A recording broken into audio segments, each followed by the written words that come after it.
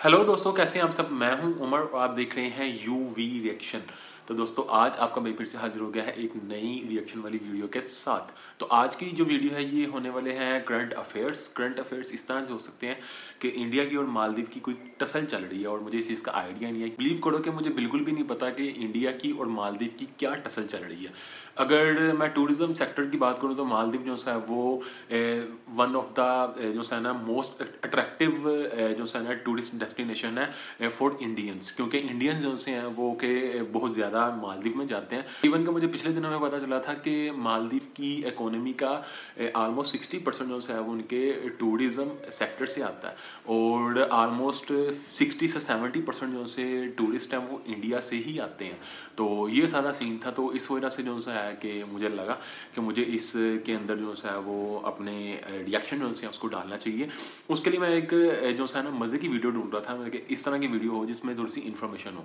तो जो लास्ट ये टसन चल रही है उसमें अब ये मसला चल रहा है कि जो मालदीव है वो मुस्लिम मेजोरिटी कंट्री है और इतनी बड़ी कंट्री भी नहीं है। आई थिंक ये ना छोटे छोटे आइलैंड्स हैं उनके ऊपर मिलकर बनी हुई है। मैंने वैसे मालदीव को नहीं देखा हुआ, इसकी वीडियोस भी इतनी ज़्यादा कोई नहीं देखी हुई, तो इसलिए मैं आपके साथ बैठ के फर्स्ट टाइम मालदीव को देखने लगा। और इवन कि मुझे ये भी नहीं पता था कि ये सिचुएटेड कहाँ पे है, कि ये इसकी ये एग्जैक्टली पड़ता कहाँ पे है। मुझे इस चीज़ का नहीं पता था, बाद में मुझे पता चला मालदीव जो है वो इंडियन ओशन में पड़ता है। मतलब कि श्रीलंका से थोड़ा सा आगे ये जो है ना वो छोटे से जजीरों की ना माला बनी हुई है। इस तरह से ये सीन है इसका मालदीव का। तो इसके ऊपर आपका भैया आज रिएक्शन करने लगा और आज की जो वीडियो है जिसको मैं ले रहा हूँ इस चैनल का नाम होने वाला है ऋषभ बिधूड़ी।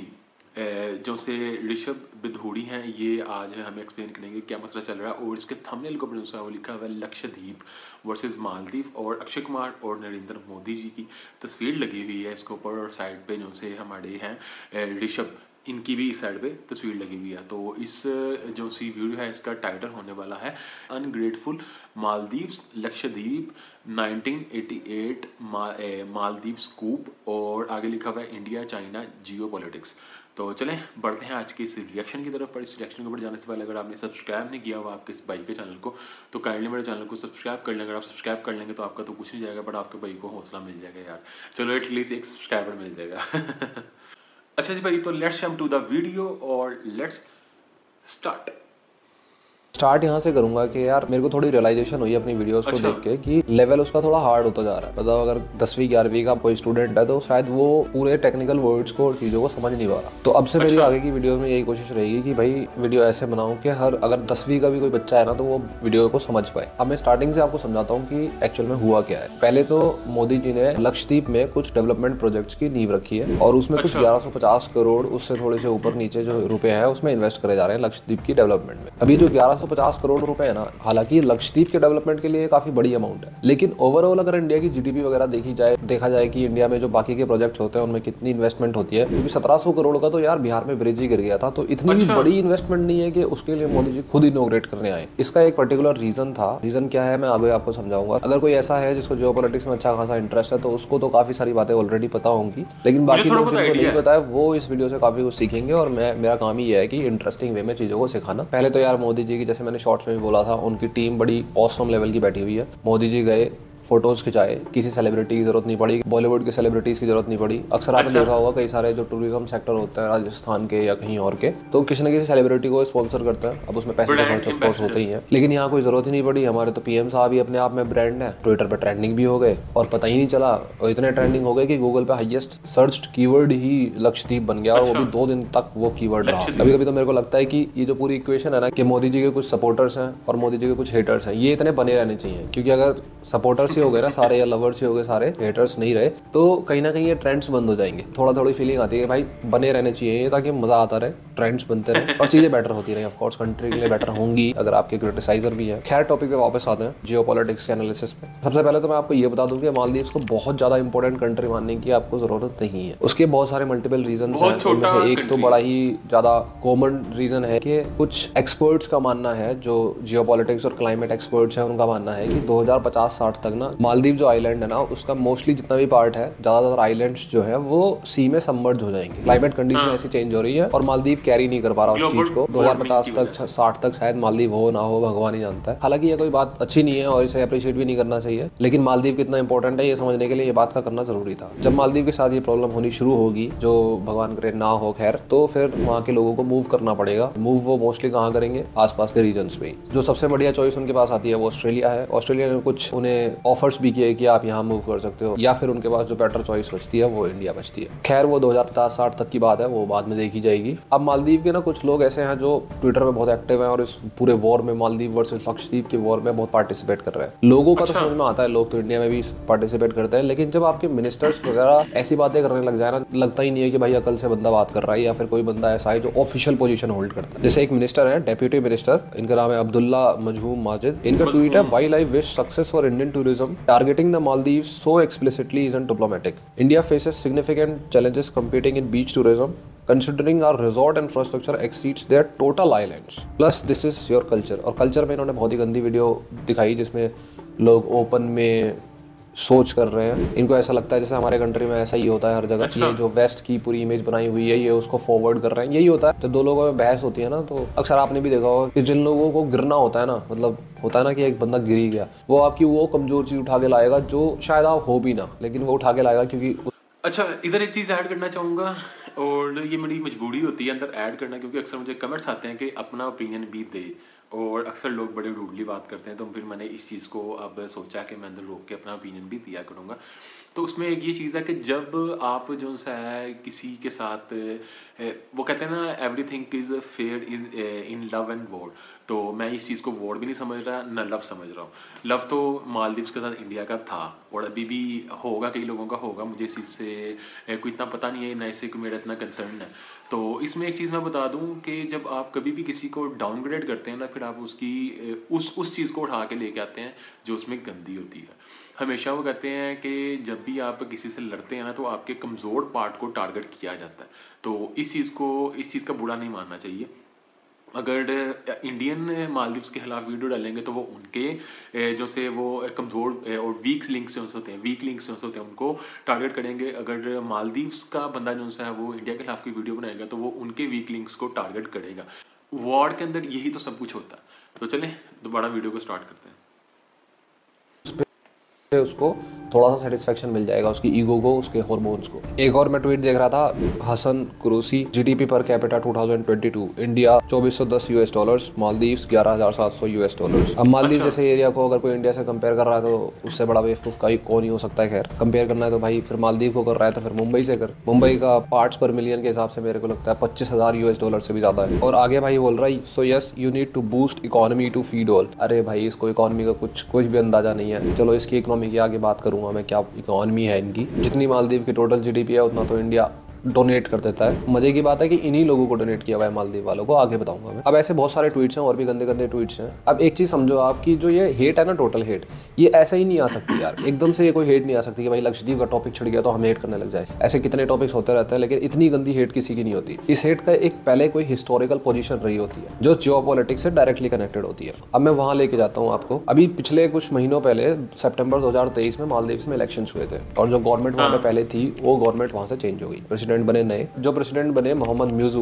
वो प्रेसिडेंट एक्चुअल में उनका जो पूरा मैनिफेस्टो था या उनकी जो रैलीज हुई थी ना, वो इंडिया के अगेंस्ट रैलीज करके बहुत हुई थी। इंडिया के अगेंस्ट मतलब इंडिया के सिटीजन्स के अगेंस्ट नहीं, इंडिया की मिलिट्री प्रेजेंस है मालदीव्स में, या यूं कह लो थी।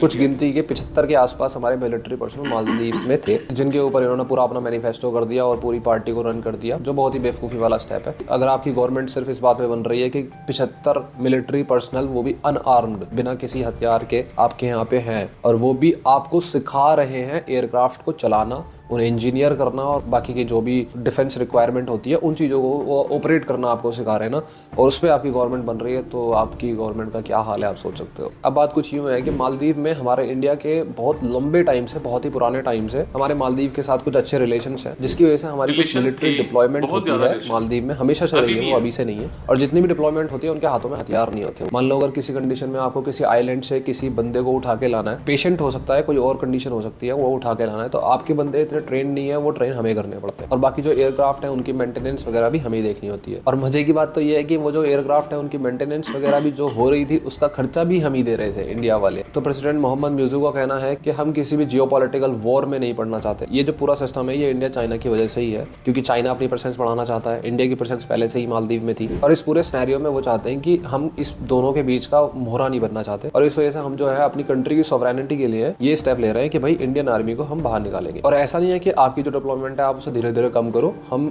सीधे सीधे उसे खत्म करना चाहते हैं। साथ में मालदीव के प्रेसिडेंट ने यह भी बोला कि ऐसा नहीं है कि इंडिया की अगर यहाँ से मिलिट्री डिप्लॉयमेंट हटाई जाएगी तो चाइना की रख ली जाएगी, ऐसा कुछ भी नहीं होगा, दोनों की डिप्लॉयमेंट हटाई जाएगी। लेकिन पिछले कुछ टाइम से ये देखा गया कि भाई चाइना जब अपने डील कर रहा है मालदीव के साथ, उन सारे डेवलपमेंट प्रोजेक्ट्स में वो साथ में मिलिट्री बेस भी बना रहा है। दुनिया इतनी बेवकूफ तो है नहीं कि हमें समझ नहीं आ रहा कि क्या हो रहा है। चाइना का प्रेशर पड़ रहा है कि इंडिया के जो मिलिट्री पर्सनल है, जो डिप्लॉयमेंट है, उसको आप हटाओ, और साथ में चाइना अपना बेस बना रहा है। चाइना से अगर पूछा जाए कि क्या आप आर्मी अपनी भेज रहे हो, वहाँ पे मिलिट्री पर्सनल भेज रहे हो, तो वो टोटली इसको डिनाई कर देता है।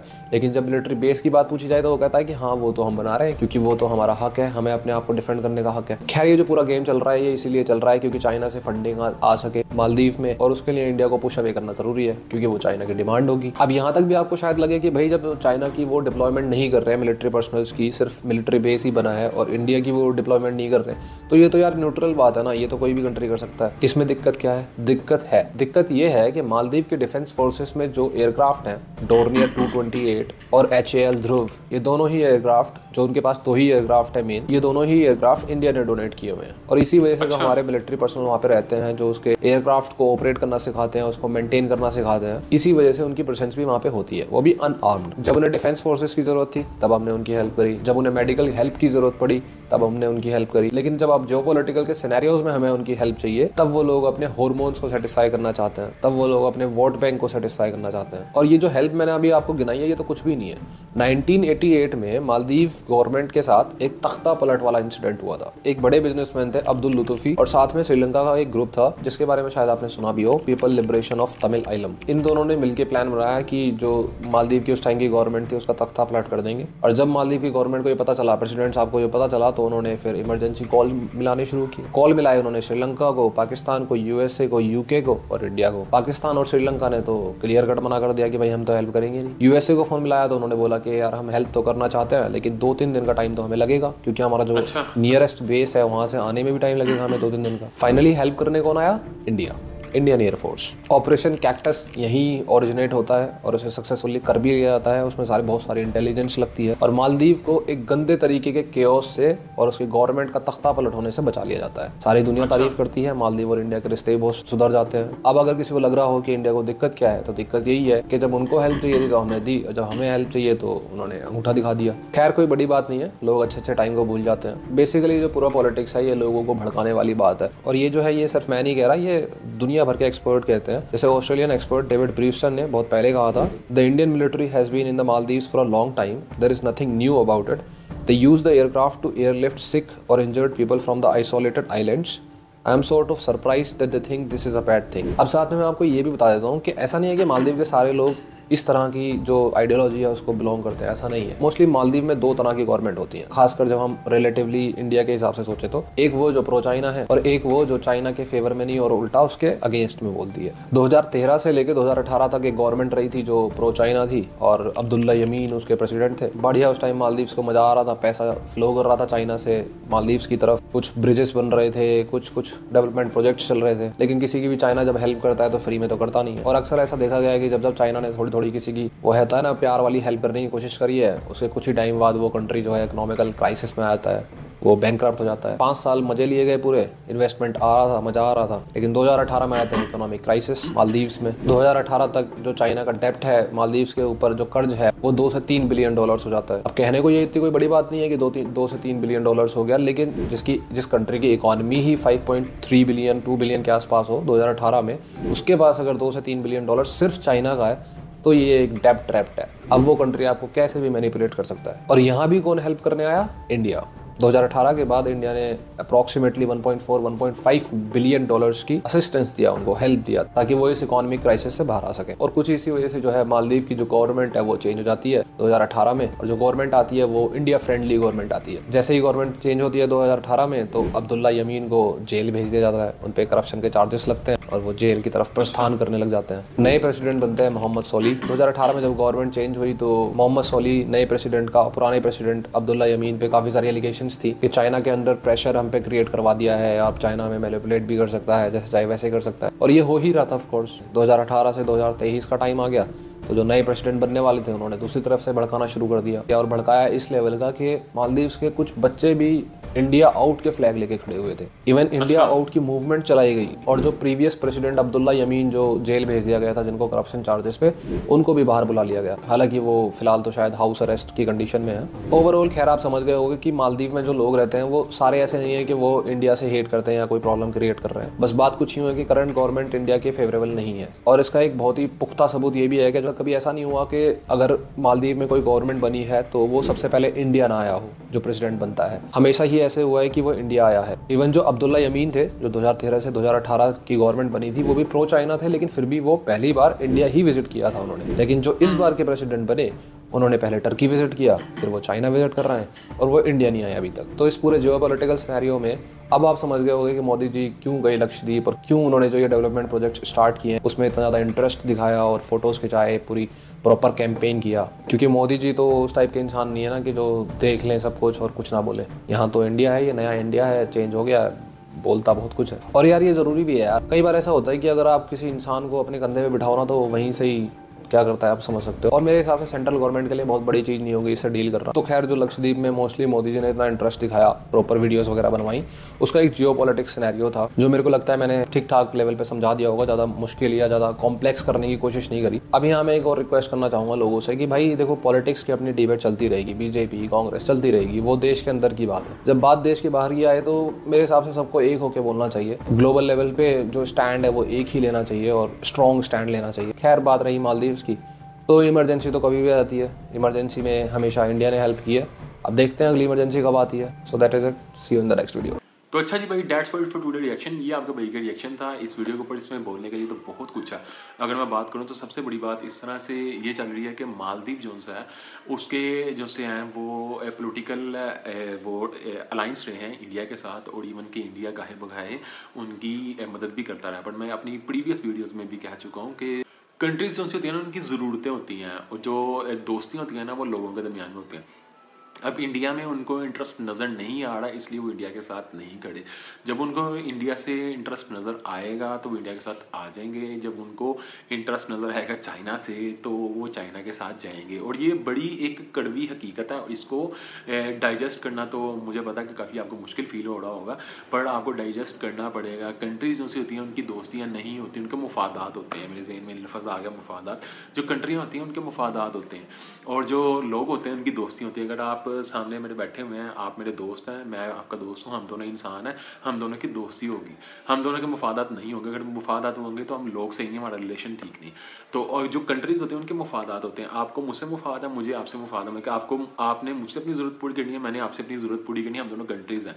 इसको कहते हैं कंट्रीज़ के मुफादात होते हैं। और जो दोस्तियाँ होती हैं वो लोगों के दरमियान होती हैं। मैं एज ए पाकिस्तानी, मुझसे बेहतर कोई भी नहीं जानता यार कंट्रियों के मुफादात क्या होते हैं। अमेरिका पाकिस्तान को यूज़ करता रहा, और इवन के अफगानिस्तान के ऊपर उन्होंने जो सी वो जो भी उन्होंने करना था, स्ट्राइक करनी थी, जंग करनी थी, जो भी करना था उन्होंने उसके लिए पाकिस्तान को यूज़ किया। ये मुफाद था उसके, इसलिए पाकिस्तान को उस टाइम पे क्या मुफाद नज़र आ रहा था कि गिरती इकोनॉमी को, डूबती इकोनॉमी को, वो कहते हैं ना डूबते को तिनके का सहारा, डूबती इकोनॉमी को तिनका मिल रहा था, डॉलर मिल रहे थे, और डॉलर की ज़रूरत थी क्योंकि ग्लोबल ट्रेड में डॉलर यूज़ होता है। पाकिस्तान ने जो सा है वो उस टाइम पे अमेरिका से डॉलर लेके तो अपने जो से वो सर्कुलेट किया, अपनी इकोनॉमी को बेहतर करने की कोशिश की। और जैसे ही अमेरिका का मुफाद खत्म हुआ, वो अफगानिस्तान से निकला, पाकिस्तान के हालात वहीं पे बल्कि उससे डाउन चले गए। चाइना के साथ पाकिस्तान के जो से टाइज चल रहे हैं, जितने भी टाइज चल रहे हैं, सोशल इकोनॉमिक टाइज जो भी चल रहे हैं, वो दोस्ती नहीं है भाई, मुफादात है। इसी तरह मालदीव जो सा है वो भी मुफादात देख रहा है, उसको इस टाइम चाइना में फ़ायदा नज़र आ रहा है, वो चाइना की तरफ जा रहा है, टिल्ट कर रहा है। जब उसको इंडिया की तरफ फ़ायदा नज़र आएगा वो इंडिया की तरफ टिल्ट करेगा, ऑब्वियस है। और ये चीज़ें जो सी होती हैं ना, ये नैरेटिव बिल्ड किया जाता है। जो पॉलिटिकल लीडर होते हैं ना, वो एक नैरेटिव जो सा है ना उसको बिल्ड करते हैं। हिटलर का जो प्रोपेगेंडा मिनिस्टर था ना, वो कहता था झूठ को इतनी दफ़ा बोलो, इतनी दफ़ा बोलो, इतनी दफ़ा बोलो कि सुनने वाले को सच लगने लग जाए। तो जब ये पॉलिटिकल लीडर ऊपर आते हैं ना, ये इतनी को कैंपेनिंग करते हैं, इतने को नेगेटिव पीआर करते हैं, और उसमें जो सा है ना, जो लोग होते हैं उनका नैरेटिव बिल्ड कर देते हैं कि ये जो मैं कह रहा हूँ ना ये ठीक है, अगर आप लोग मेरी बात मानेंगे तो आप बच जाएंगे, अगर आप मेरी बात नहीं मानेंगे तो आप लोग मर जाएंगे सारे। तो ऐसा वैसे तो नहीं होता, बट मैं आपको बता रहा हूँ कि वो कहते हैं जो मेरी बात मानोगे ना तो फिर ही आपका फ़ायदा, अगर आप मेरी बात नहीं मानोगे तो आपका फ़ायदा नहीं, आपका नुकसान है। तो इसी तरह इंडिया के साथ उनके मुफादत अब नहीं है, और चाइना को इंडिया को घेरने के लिए ये सब चीज़ें चाहिए। वो ग्वादर में इसलिए इन्वेस्टमेंट कर रहा था कि उसको अगर कल को जो सा वो साउथ चाइना सी के अंदर कोई मसला आता है तो वो पाकिस्तान के रास्ते अपनी एक्सपोर्ट और इंपोर्ट जो सा है वो ले जाए।